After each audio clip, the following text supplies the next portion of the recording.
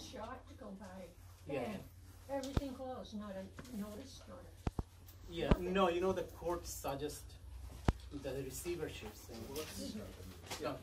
Good evening, everyone. My name is Patrick McDonald. I'm a lawyer here in Malden. I'm in Chris Fallon's office. And we represent Monir, who is the owner of this property in this business. And at the request of Councilors Murphy and Kamel, we sent out notices to about 200 residents in the immediate area for the purpose of having this meeting to discuss and get some feedback from the neighbors about our proposal currently pending before the Board of Appeal to see if Monir can reopen what I grew up knowing as the Richdale, but I know it's called something else, or has been called something else.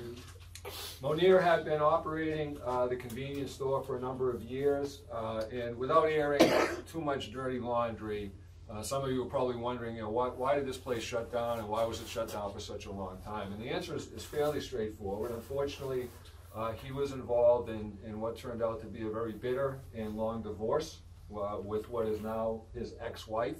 There was a significant dispute between them regarding ownership and control and operation of the store. I'm not familiar with all the details of that divorce proceeding. We did not represent him at the time. But as part of it, for a while, his wife was granted the authority to operate this business enterprise for a period of time. And my client would say that it was a disaster during that period. To some extent, the probate court did agree, because the probate court thereafter entered an order appointing what's called a receiver, which is an unrelated third party that the court puts in here, or not in this business in particular, but in businesses in general, to manage it in a situation like that. And Monir's feeling was that the receiver wasn't much better than his ex-wife at running the place. And ultimately, to use a common phrase, he feels they ran it into the ground. And that's what resulted in the store, you know, shutting down about 5 years ago. So he's asking the city, through the Board of Appeals, for permission to reopen the restaurant. Without getting into too much of the legalities, this property here is a bit of an aberration in the sense that we're in a residential district, what's referred to as Residence A, which normally wouldn't permit a business venture like this, and he was what the law refers to as grandfather, meaning his business, or this business, had been here for decades prior to the zoning change that rendered this all residential. And normally he would have been permitted to continue operating as a grandfathered business in a residential district, but there's also another aspect of the law that says if a property goes unused for a period of more than 2 years, it loses its grandfathered status. So what we're before the Zoning Board of Appeals on is to try to convince them that they should grant us a waiver or a variance with respect to that legal requirement to allow Monir to come back in here. And we think we can make a persuasive argument to the board that the particular circumstances of his case excuse the lengthy period during which the store was closed. Again, it was greatly outside of his control because it was part of a divorce proceeding, and the courts were giving his wife the ability to run the store for a while, and giving a receiver the ability to run it, and there were things that he could not do about that. So the purpose of this meeting is, A, to try to inform anybody who's interested, and we sent out, at the request of your counselors, we sent out over 200 notices to the surrounding community. You're the brave souls who showed up to hear what we had to say tonight. And as I said, to get some feedback, see how you folks feel about this store reopening, listen to your concerns, if it in fact does reopen, what you might want to see, what you wouldn't want to see under those circumstances. Councilor Kamel has already asked for him to support this petition. He has said that he could do so if a couple of particular things that he was looking for would be done, one of which was litter control. He's asked if in fact the board does grant us the variance and the permission we're looking for, that Monier commit to policing the surrounding area of the store no less than 3 times a day, to stay on top of litter. Nobody likes litter. I overheard us standing out there, as is often the case with a convenience store that has lottery, the tickets, the Keno slips, that stuff becomes troublesome and bothersome. So we're certainly more than willing to do that. Councilor Kamel, in conjunction with the Chief of Police, has also requested that if we are permitted to reopen, that Monier update his video surveillance system. He has an existing one. It's a bit dated at this point. He would upgrade that to include video surveillance of the front of the building, and also video surveillance that works at night and would capture Lebanon Street in a kind of wide field. He's more than happy to do that. I think that's probably a good thing to do from a purely business perspective anyway. So we want to accommodate the chief and the ward councilors. We're more than happy to answer any questions. That's the video things you're getting from outside. Okay, great. It'll be with a That's all fine and dandy. When it was a Richfield, Coffee they here, never turned them on. everybody help yourself. I'm sorry? When Richfield's operated here, they never turned the cameras on. Well, I can't speak to what Well, someone... that's what I'm saying. It's great to see the cameras outside and know that they're out there for supposedly operating. But if they're not turned on in the back where the system is recorded, You know, honestly, we did that and I ordered some of those solar power, so that then they're not on. Just regardless, it will charge itself. So, yeah. These are all outside. Your protection too. Yes. Okay. I can certainly represent that if we do reopen and if upgraded surveillance is installed, that it will be operating at all times. And as I said, I can't speak to what someone may or may not have done at some point in the past when it was different ownership of the business. Just to finish your concern, I did order a behind the register. It's a lock case that where my DVR will stay. So it's if any law enforcement, anybody can have access there, as well as me, but not outside. Like an example, as you said, that will be turned off. Employee have no access to that. So just I have a case for you do, and what's to stop you from saying play or not play? We don't trust you yet. Okay. Monier, just in terms of if you were to reopen, can you give the folks here an idea of what your hours and days of operation would be? What kind of employees, number, and frequency you'd have for shifts and so on? I'll have 7 days a week myself, Monday through Sunday. I'll be here in the morning up Okay. until 3 o'clock, and then I'll have 2 people from 3 to 10. All right, so your Hourly anticipated operation. hours are 7 to 10? 6 to 10. 6 to 10, 7 days a week? Yes. How many employees do you expect to have at any given time working in the store? 5 and 2 of each shift. So Because 5 total, and any given shift would probably have 2 employees. 2 employees. Because we And- need to clean the outside as well as security. What is your understanding, and you may not be able to answer this question, what is your understanding of out front, the parking? Is that, to your knowledge, is that public way out there, or is your property line extend beyond the sidewalk, do you know? No, the property line stopped right on the sidewalk. Okay. And that is city, That's Yeah, I was public looking way at the out there. GIS where the plot looks like it stops at stop right there. essentially the wall. The- So we'll have to, we'll talk to the park, with you, and we'll talk to the parking department and the traffic commission to figure out steps we can take to make sure things are sane. Maybe paint some lines so we can see where the specific parking spots should be. And you, now, again, the ownership of this land is a little unusual in that Monier owns the plot upon which this building sits, and most of the land he owns is taken up by the building. There is some area in the back, which is your land, and some area on the side, which is your land.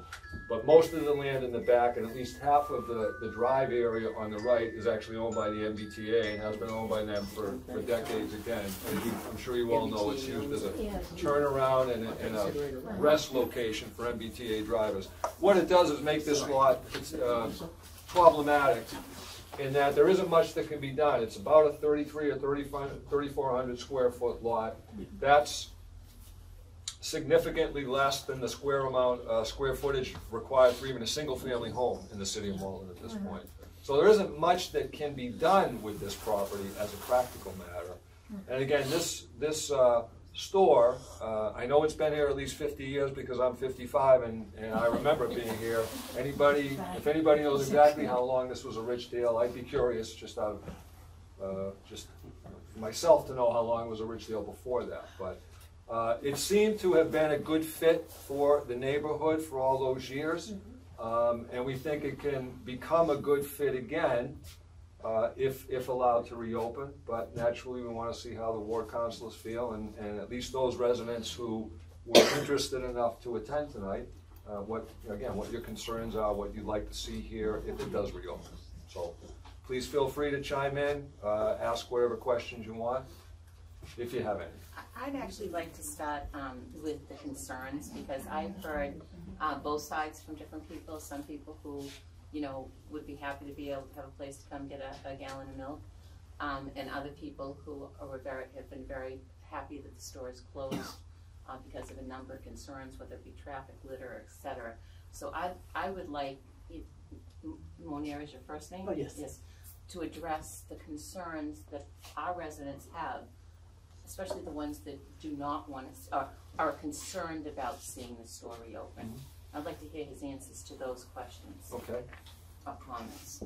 So if anyone who has concern about the store reopening, if you would speak up first, I think that would be very appropriate. So. Is he gonna have a liquor license? No liquor license? That we're not gonna apply for a liquor license down the road. No, no.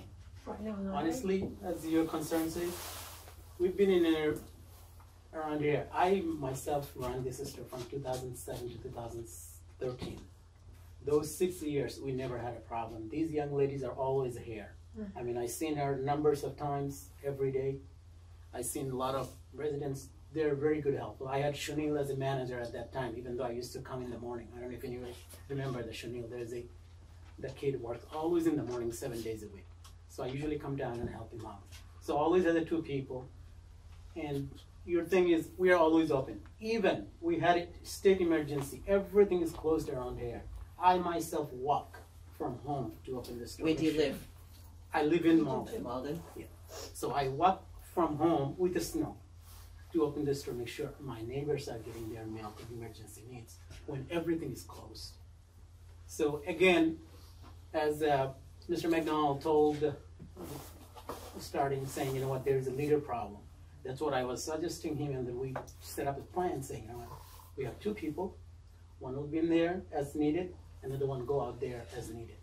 So we have always two coverage. It's not only one, because typical store like this kind of store, they probably have one people behind the counter. They're well warned. That's why we set up two people regardless. They're there to join our weekends with this. So that's my point. I hope I gave you the answer.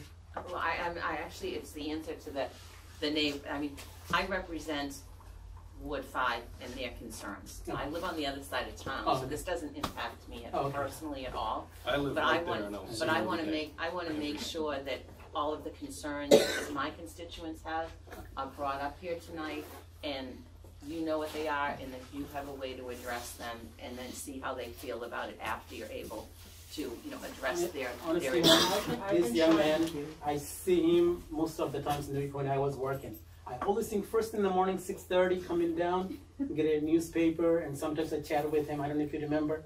Long time ago. Long time. Long Yes. time ago. I used to chat with him like almost half an hour, how things going, this and that. So that's everyone. It's like all those neighbors was like very close to me and friends to me. And when I was kicked out from the store due to the divorce issue, a lot of people even call my cell phone saying, where are you, what happened, what not. I really appreciate all those people that are looking for me. Even some of those people leaving the card for me said, having to call us. And when I get inside, I saw their notes saying, you know what, these people want me to call. I had a gentleman hunted down my home. His name is, I don't know if you guys, he lives in Valley Street. His name is Anthony. Tall guy, You he know, hunted down in the home. It's not you that people don't want. It's the store they don't want. So, you're a nice guy, everybody likes you, you're like, but it's the store they don't want. If you have to be here looking at the traffic in the morning. Some people don't. A lot of people have expressed that they would like to see the store. I mean, so there are both. Yeah. But you have to look at the proximity of where everything's Some at. do and some don't, but Maplewood Square has These two are to the three people who convenience do stores, this which is one. only Yeah. 3 minutes away. And though it's not Malden, Melrose Square is only 4 minutes away the other way, where there are millions of convenience stores. So, But I have to get in my car and drive there. If you're driving, I can walk. You don't have to walk down, you can walk down to Maplewood Walk Square. 2 doors down and grab my gallon of milk. I live right I can there. tell you, when I was pregnant, I was here twice a week for ice cream, and it was the best thing of my life. Thank you so much. I I'm really not saying appreciate the it. store did not serve its purpose at one time, but the past few years with this store closed, the neighborhood has become quieter, safer, cleaner. Hang on and a it's second, I'll address that. agree with that. Last summer, I had 2 rats because there isn't anybody here keeping. I totally agree. I don't want the store. I'm not saying I No. want the store. If the store was here, they wouldn't be here because somebody would be here taking the trash out once a week. The dumpster would come and go. People wouldn't be dropping bags of refuse out in the backyard because there's nobody here policing them. On the police issue, when he was here and open, they were here at least twice an evening. I disagree From the with time that. I got home until the time I went to bed. I haven't seen a cruiser out there in 4 or 5 weeks. If you remember when he, That's not They it. are always here. if you remember when he was open, there was traps out back, I know, because I saw them. Okay, there might have been, Yeah, when he was open. but he was making an effort to do something about it. Yes, When he right. wasn't here, there That's wasn't exactly what anybody I'm doing saying. anything about it, and then they're getting into my yard. Yeah. So You know? I do want to highlight some of the legal complications in terms of if it's not a store, what is it going to be? You cannot build a house here. Nobody, and even if you could, nobody's going to build a house with the MBT going around you. So that's, I think, where I was coming from in saying, well, I want to see a way to make it work, because either it sits here like this in perpetuity, or somebody buys it, which they won't.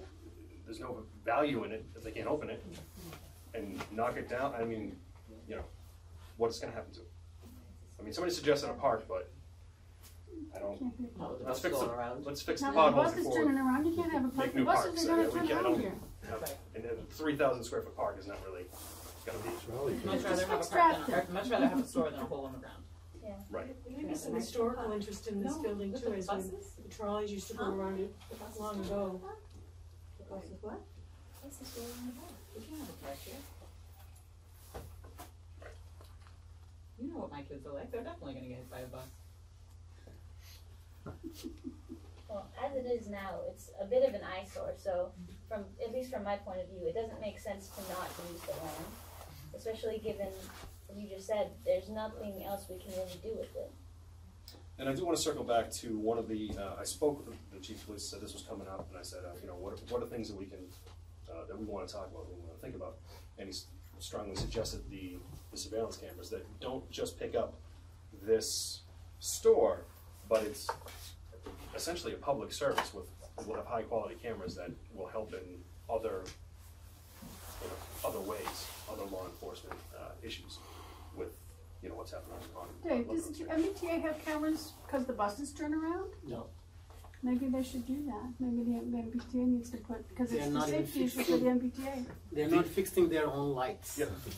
The MBTA, the way that they deal with the city, I mean, even councilors and the mayor calling them, we waited, I believe it was 3 months for them to replace a sign that fell off a pole, something like ridiculous.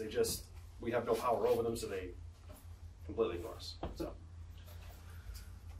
How are you gonna handle with the parking out front here and the speed of the cars coming around the corner?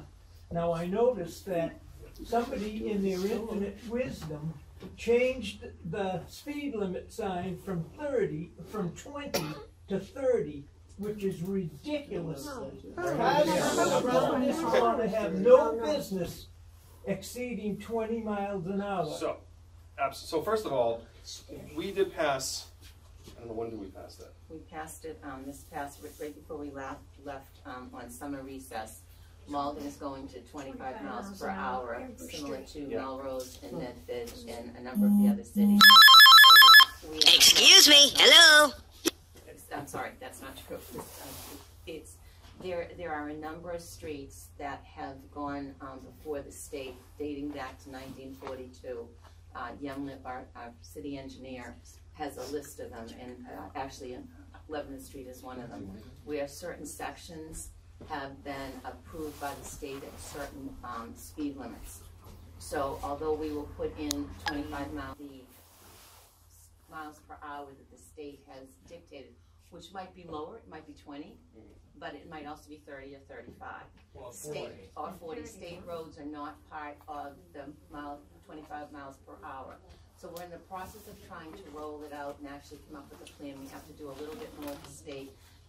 Even though the city council has passed it, we do have to work with the highway department and a number of other agencies to actually get a whole plan in place. We also have to create signage that we will put in all entrances. As you go into Melrose now, you'll see 25. So we have to have signs made to put in all the different streets where people would actually enter the city. We're hoping in the springtime to have this all ironed out so that we will be a Drive 25 town where it's allowed to go moving forward. This section I'll have to go back and check, but I believe that 30 was put up because even though someone had put 20, that technically it is 30 by virtue of what the state is dictated. But we can go back and check that specifically. Well, the barrels have made a difference. Yes. They have, you know. I need to get a few more. People keep moving them though. Although I will say one of the good things about them being moved That's the best thing they ever did, put those barrels out there. Oh, I will say thank you because I bought the barrels and have them put out there. So I will say thank you for that. Because now you know where you're supposed to go. And one of the things that's happened with the barrels is we have a program called Complete Streets, which we can actually put this section in for Councilor Camella and myself. Yep. And it's helped us identify, we've been out here with our city engineer to kind of identify what would work out there. It's obviously like anything, it's a process to get, on Complete Streets to get it approved, and then we get funding from the state. But the barrels have shown us that our original plan of where we thought an island might work actually wouldn't work.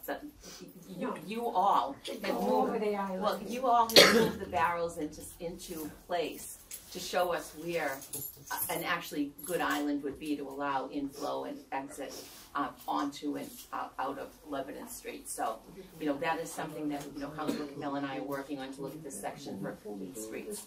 And in addition to that, there's the section right in front here in terms of parking and what the parking spaces actually are. And so I'm going to be working with the parking department and the traffic commission to at least come up with a plan for that. Maybe some paint stripes. So you got speed and parking under control, and you're getting that to make the residents in our area happier. That's great. I just lost my train of thought. I'll get that out to you. Yeah. It happens to me all the time. Crosswalks. What about crosswalks? Driving Open the store, and cars are still speeding until you can get the speeding under control. What about crosswalks or flashing lights for people to cross the street safely to come to the store if the store reopens? Anything to do with the crosswalk, and I'm not trying to back away from this, but it's just the truth. The traffic commission is the group that will determine whether a crosswalk is necessary. We can put a request in. It doesn't always, even though sometimes we think a crosswalk is the right thing to do. They have public safety experts like the chief of police, and will say, no, it should go over here, or it should be. Or you can't have it because, and I'm going to tell you what the problem is going to be out here right now because I have the same thing on Forest Street. The curve. Crosswalks give pedestrians a sense of safety, and if you don't have a line of sight for the drivers of the cars and they're coming at a high speed. How about one before each end of the curve? It could be. So that's what we could look at where a crosswalk could go, and we could put it before the traffic commission. And I think these are some of the things that I think I know Councilor Camille and I wanted to hear tonight so that we can go back and try to address. I guess the biggest thing with this is going before the Board of Appeals on December 19th. Correct. Okay, so, you know, the Board of Appeals is another group. They do listen to constituents. They listen to the folks who live here. They listen to the pros, they listen to the cons, and then they make their own independent decision as to whether or not this store would open. So, you know, tonight is, as I say, a night for you to talk about your concerns so we can see if we can address them in the event the store is granted to be reopened.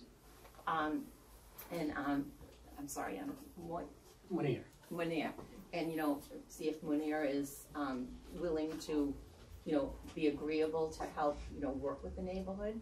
And the Board of Appeals, there was a situation in the planning board last week that everyone thought was going to pass and it didn't pass. Yes. So you know, and it went with support of like the ward councilor, all the councilors at large, and it got denied. So you just don't necessarily know how things are going to pan out. But it's always good to talk about it, and it's good to get out on the table what would you want should they be granted the authority to reopen this store. Okay, that's really, I think, key for everybody here tonight is to make sure that your concerns are addressed and heard, and in the event the store does open, that, you know, Munir follows through and that we make sure he follows through with those concerns. Do we have to operate until 10 o'clock at night? Can't it be like 9 o'clock? You know what? I'm flexible. If it is 9 o'clock, let's close at 9 o'clock. I'm okay with that. I agree with you. No, I'm agree with you. Honestly, it sounds like the store is going to reopen no matter what the voices and the concerns are on both sides. Sooner or later, it's going to be a store, whether by Maria or by someone else who buys the property or whatnot. It's the only thing that can actually come in here and operate. Correct? Yeah, that's what it looks like. Well, it's not. Unless you demolish the it's building. Not that quite. It's not quite that black and white. But I'll tell you what it will never be is a single-family residence. And again, Munir has a colorable argument before the board to a certain grandfathered status. We think we can make a persuasive argument that there were extenuating circumstances that caused the 5-year delay. If his delay or if the closure had been 2 years or less, he could have walked right back in here, what we call by right, because that's permitted under zoning. It's because he's beyond the 2-year period that we have to seek the permission from the board, and that's fine. But again, we think we have a persuasive argument relative to extenuating circumstances. But whether it's a store, it's never going to be a single-family home, which is technically the only thing that's supposed to go here in the Residence A district because it's just far too small. Or a church, or Daycare. or a church. Condo. Yeah, some things can be go by right, but it's, it's just such a small and unique and problematic parcel that there isn't much that anybody's going to spend a lot of money on to try and develop in any given way. This is already here as a store. I think economically, it certainly makes sense to try and carry that use forward. But as I said, we're here to try to get the support of the neighborhood or allay any concerns the neighborhood has about the operation of the store. There are some things over which, as the property owner and store operator, he can control or exercise control over. There are other things he can't, but in working in conjunction with the city and the ward councilors, with traffic, parking, we're agreeable to whatever makes the city happy, whatever makes the neighborhood happy, as a practical matter. But right now, this is a parcel of real estate and a business that is costing money, not doing anybody any good right now, and we're trying to remedy that situation. Any other? How does the city benefit if it stays open, money-wise?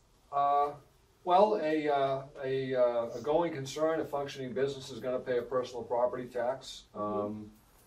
I can't speak. I'm not a revenue or municipal finance expert. I can't speak as to what other sources of revenue are generated. I don't know if sales generate some portion for the city or lottery sales. Certainly, lottery sales generate income for the Commonwealth. I'm not so sure about the city. How does the city benefit? You know, you've got an unoccupied and unused piece of land that's now, you know, hopefully a productive business within the community. It's generic and general, I admit, but I can't speak to any. Does that give a little more pull towards keeping it open? I would hope so. I would hope so. No. So, in terms or Lexington or Wellesley, you know, he's actually mauled in person, so I think that's to his benefit. But, you know, the people who sit on the planning board, the traffic commission, the board of appeals, they're our residents, they're your neighbors. And they listen because they think in their minds as they're viewing these things, what if this was beside me? You know what I mean? And so I think they really do care, and they, all of the ones that I know personally take their role extremely serious, and they do try to listen to the constituents, but they try to balance that also with the world.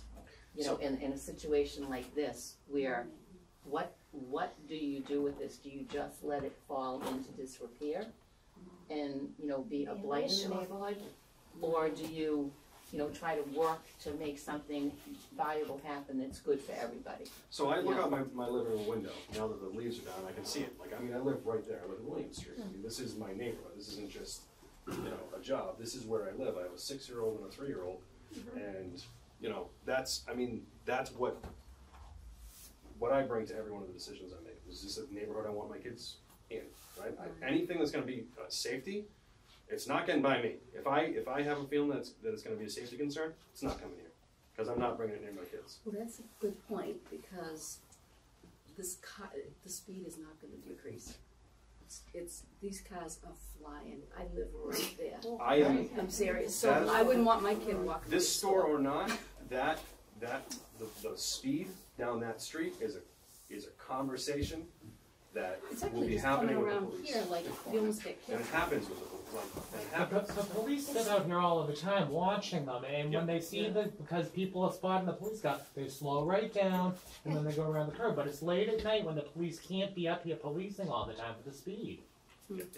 There's no place to keep it. Go down Lebanon Street, The street posted speed. You want to sit in my front yard sometime with one of those little things? Are you safe parking? Make before somebody will get killed. And I've made It was a way for this man to get his money back, and then dismantle it and build a condo where it looks nice. There will be people crossing the street, so we have nice residents from there. Right, yeah. What the It gets business robbed all the I time. know what. Yes, sir. I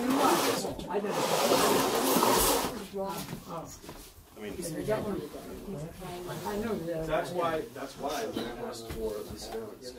Right? And that's why the person you meet with I know that they have to come up here more often. They're now on the side of the city.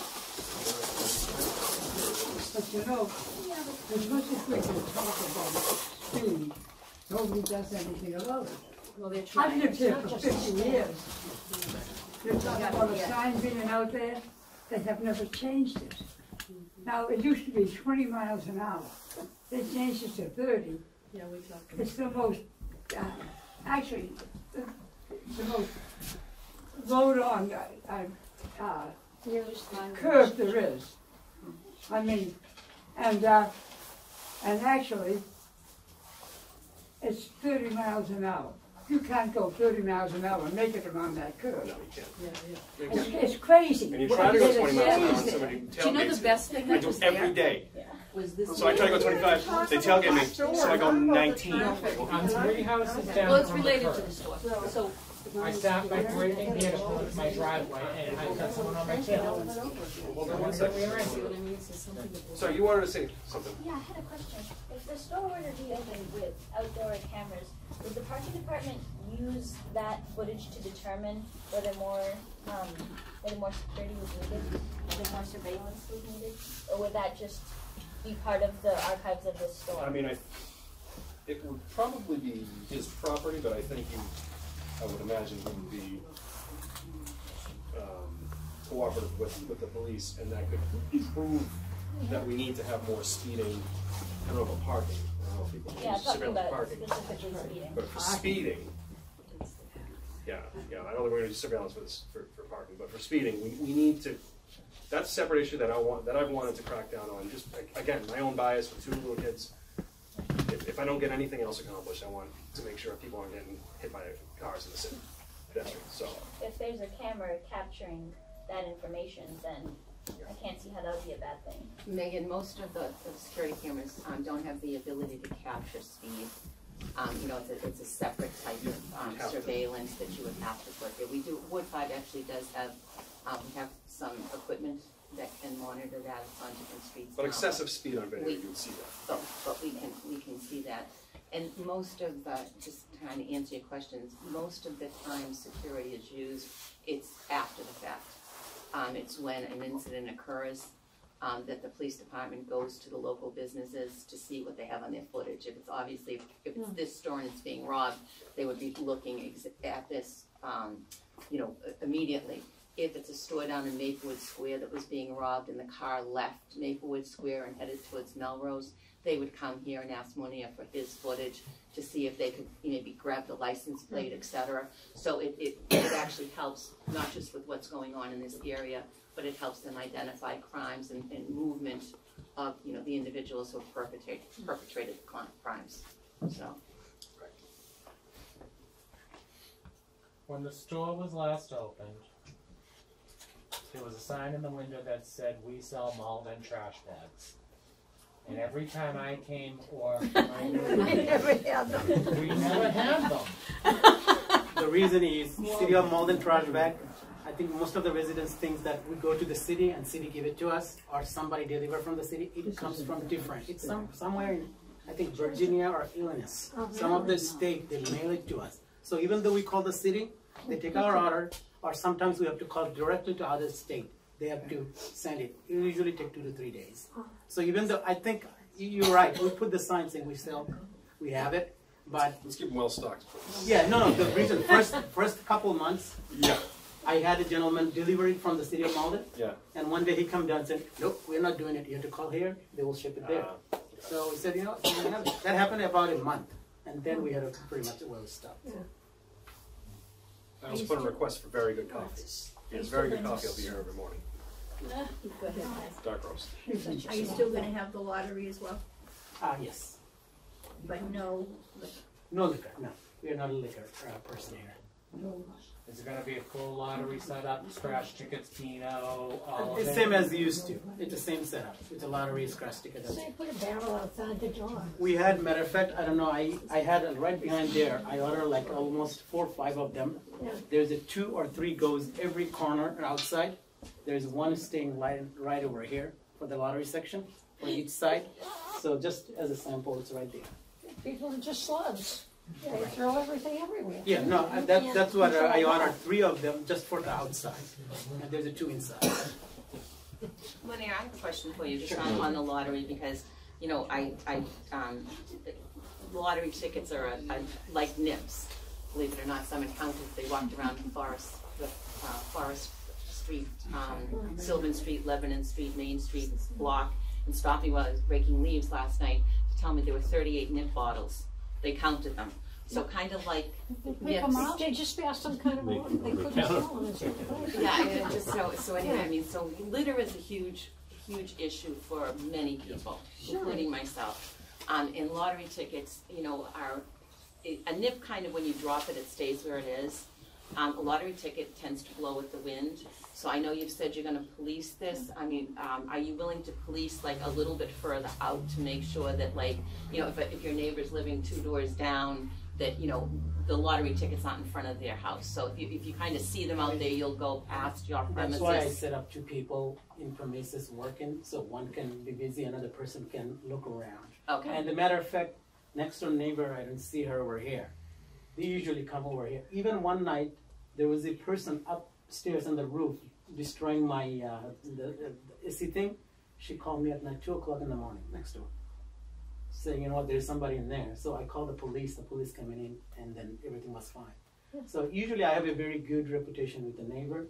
This, as I mentioned, this young lady, I seen her at least 2 or 3 times a day with a little dog. I mean, I saw Mr. Harold almost every other day, every morning.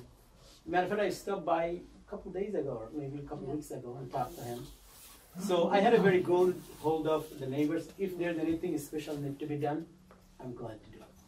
If they're saying to me, 3 containers is not enough, get another one, I'll do it. We also have with us, I don't know, he came in a little while ago and has been very quiet in the background, but Councilor at Large Steve Winslow is back there and he has a question. No, I appreciate the councilors, the ward councilors taking the heat here, because you guys are doing a good job. And being a little bit new to council, I just have related to the lottery. I don't, you don't need a license from the city to sell lottery tickets. Then I mean, do you get that through? Because I know, like for tobacco and other things, I know like with the cannabis law that we're talking about, you're not going to be able to have someone smoking a joint outside your cannabis store. So I don't know. Do people see people scratching tickets right up front? So maybe that's something we can look at as a council of saying you're not you can come here and buy your ticket. You can scratch it here, but otherwise go scratch it home. Because you understand that, I can understand this dynamic. You scratch it, oh damn, I lost. So maybe that's the type of thing. Maybe we should have an ordinance of saying you can't scratch your lottery tickets outside. So I don't know. Yeah, I don't know, but like I said, then if a retailer isn't, if that's happening, then you do something. Wouldn't that be under no littering already? What? Huh? Wouldn't that be considered littering already? But I think you might be. I don't know. I mean, if you scratching, like I'm saying, it's not. You would ban scratching a ticket. No, but throwing it on the ground. Well, wouldn't that be covered under littering? But I think the thing is so that people don't even scratch their tickets in the first place.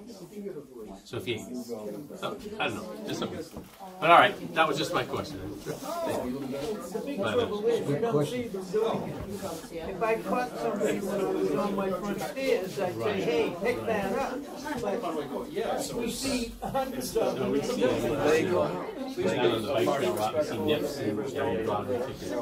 The lottery tickets seem to come in like batches, there's like 10 of them. Yeah, like some of those.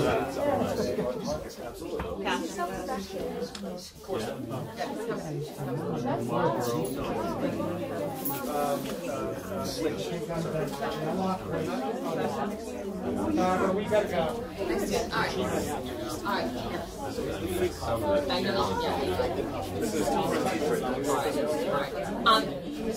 Pastor, I just a concern, okay, about the liquor, I know Lanier has said he's not going to apply for a liquor license. Okay, would you be willing to make that a condition of the Board of Appeals that he will not be going for a liquor license? I 100% promised and signed it and sealed it, whatever it needs to be done. No objection to a condition. To a condition, if it does get approved at the Board of Appeals, that one of the conditions will be that you will never apply for a beer and wine license. Even though I hold the City of Boston liquor license, full liquor license, I never even applied any Pennsylvania. Okay. I undersigned it. What the councilor is asking is, would you commit to, perpetually, with respect to this store, not applying for a liquor license? Never. You would. Yeah, I think But you would agree to that. You would agree to that. Okay. Okay, so all right, because I think that should that would be something that Councilor Camille and I would probably want to make sure it's put in as a condition. Should the board feel inclined to give him, a variance? I won't speak to the enforceability of that, Councilor, but I will say that we have no objection to that being a condition if the board grants the variance for liquor. Okay. I mean, it would be there as a enforceability aside. It would be there for the liquor board to see. Yeah. Anyways, and it would be a factor. I don't think that it's unenforceable. I'm just not prepared to opine on its enforceability, but we have no objection to it being placed. No, of course. That's a whole different thing. So you have my contact. Yeah, I know how to reach you. Hi, I'm still waiting for the answer to my question. No idea what I'm trying to do. I wanted to know what is a street. And that's true. That's all right. I don't even know how to do it. Well, I got better at taking notes after I was in the office. I take notes now.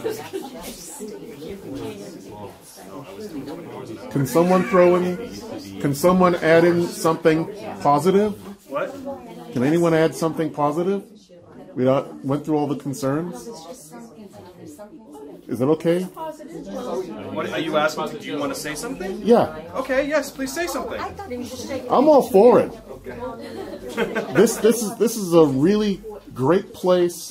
When it was open, it was really convenient for me. Either when I was driving home or I'm on a long walk. Maybe I need to stop in Right. and get like a bottle of water or maybe play the lottery. And I never really noticed a lot of trash. They always seem to keep the place up. Yeah. This is really a convenient spot for all the people who immediately live here.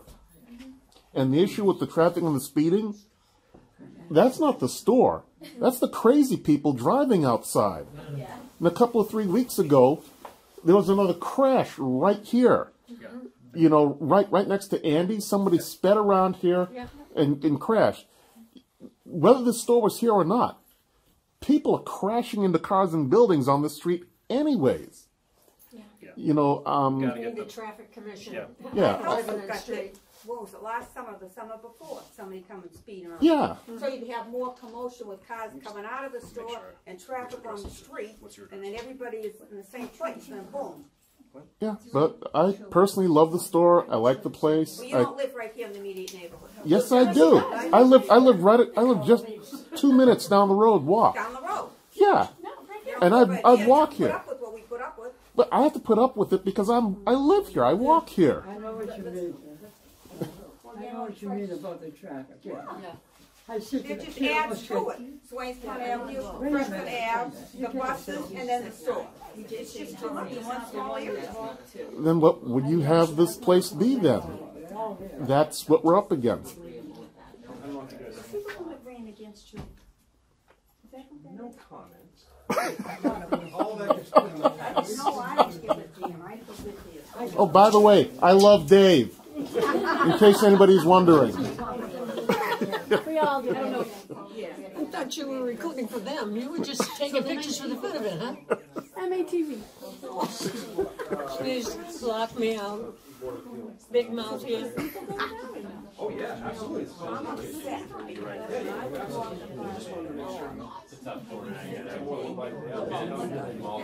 This much yesterday, I'm gonna still be. Lie to me. I nothing to tonight. Has been that way. If the car's going on, people need to slow down.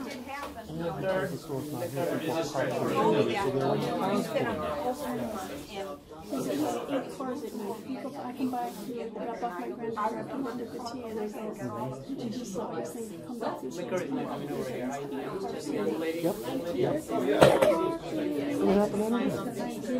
What about when a lot of people seats around here? Yeah. You took them out for lunch and boom, they're right back again. You call the meeting over? You're only allowed so many minutes to sit and watch that water, and they were sitting here. Don't tell me to sit down. They sat all night long.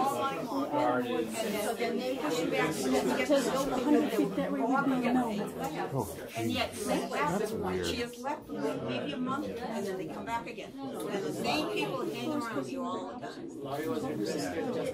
Oh, I got all the The video. arguments, you know, what I observed, and I live here. You know where I live. I know. And you know why I was going against it? I was like, you can't tell me. And that was it. That's it. And I changed the chapter. I mean, we tried it, it didn't work, and I said, They were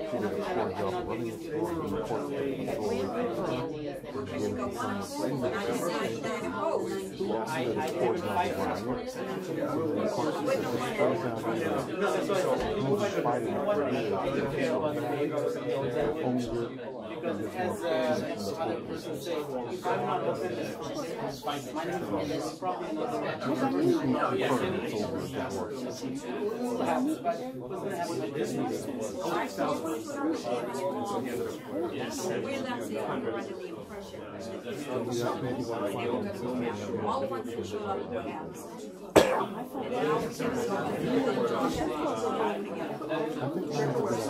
don't know. If he doesn't have alcohol, There are a lot of people opposed.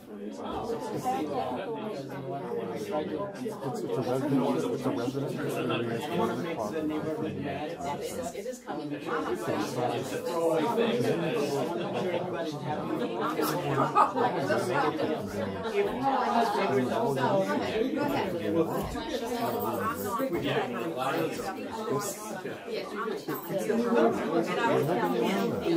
Figure them in a way that they're. But you know what?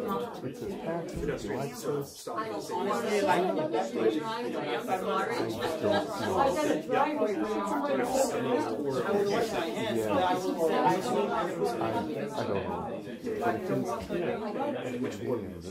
We have a problem. 6 a.m. I have nothing to do. I'm last 5 years. So I can afford to get another 6 months. So we are also in the market.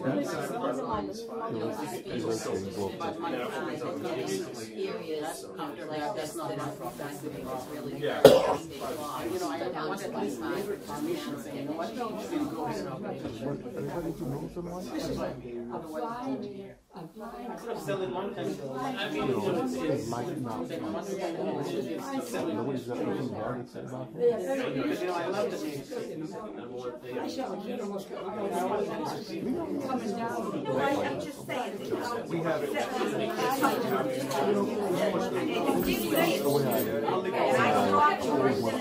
Even though I say that, it's probably a misunderstanding, but what is